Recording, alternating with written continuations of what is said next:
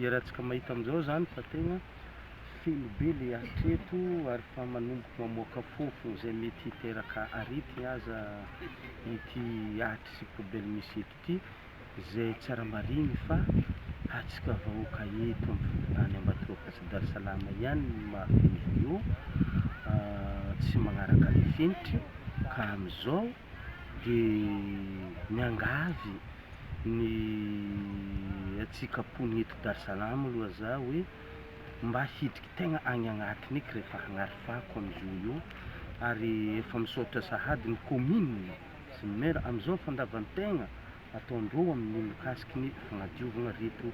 fako eto Darsalama anjava eto zao. Mbola mamerigny le mandeha aloha le fisaoragna ny amin'ny commune urbaine Nosy Be, indrindra anao Andriamatoa maire Vita Zarga, miala tsigny raha manono agnarana satria tegna nihetsika anao raha vao miteny tandregny zay de tegna ray aman-dreny marigny anao ary nagnano egny anao tsy zavatra nandefa reo tracteur ary hoe nalefany teo de misy camion telo koa mbola avy eo magnano tatriky raha jiaby io, sy nampihetsiky reo mpiasan'ny commune zay mbola hitantsika amin'ny sisin'ireo maro eo magnampy am'izay fagnadiovagna zay, ka Zagnahary no hagnampy anao misy le maire mba ho ela amin'ny fitondragnanao. Ho antsika vahoaka ny Darsalama sy Ambatoloaka mbola tsy sasatra za magnentana fa atsika tompon'ireo fako reo, atsika aza magnary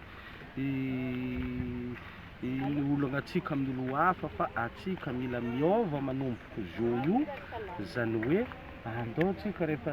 miditra agnatignaty ny fako nde ariagna fa tsy ataontsika amin'ny sisiny eo satria zanakatsika ihany no harary,